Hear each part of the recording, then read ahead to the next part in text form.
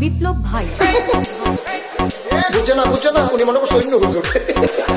সিফা দিয়ে বইয়া থাকে ও বয়ার তেলি হুইতালা নেই চিন্তা করে